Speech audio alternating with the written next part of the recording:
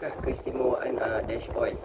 So yang pertama, dash oil dia tahan haba untuk pemanduan stop dan go.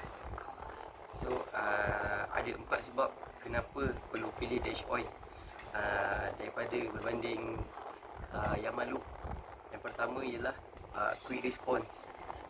Yang kedua, quick response yang bermaksud penukaran gear lebih lancar, tindak balas throttle smooth.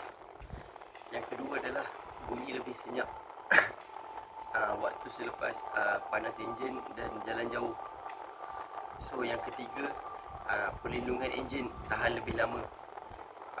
Kelestarian prestasi boleh ditingkatkan. So yang keempat adalah kos margin, iaitu lebih jimat daripada pakai barang yang mahal tapi tak tahan lama.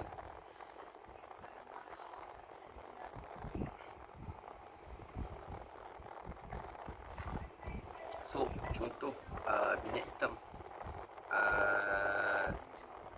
untuk 4 stroke, iaitu skuter pakai S300 plus dengan S600 plus.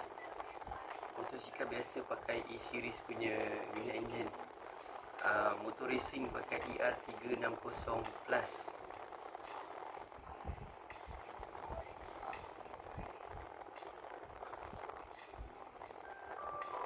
Kenapa dash oil pentingkan permintaan 4 lejang? Iaitu yang pertama, motosikal 4 lejang adalah permintaan tinggi dan mudah diselenggara.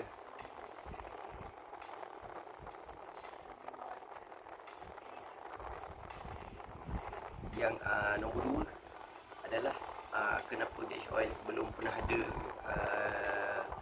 sistem penapisan untuk enjin 2 lejang, ialah teknologi pembangunan 2 lejang memerlukan formulasi yang berbeza, iaitu proses penapisan pembakaran bersama bahan api memerlukan kos lebih tinggi.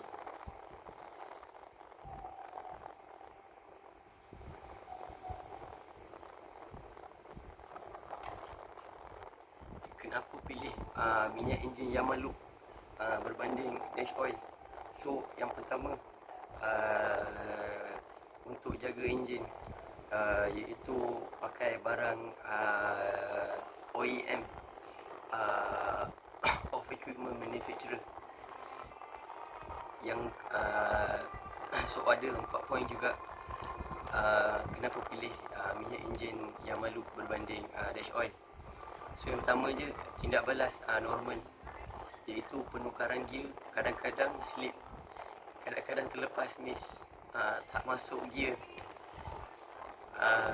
Yang kedua, bunyi lebih garang selepas enjin dah panas dan perjalanan jauh.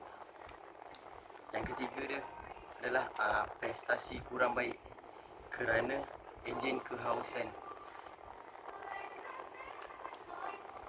Jadi perlukan penukaran minyak hitam setiap kali selenggara motosikal.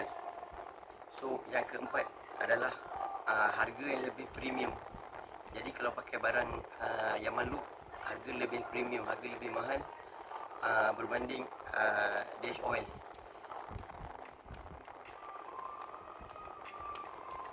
So dia akan increase kita punya expenses lah. So akan tolak kita punya consumer behavior untuk beli barang.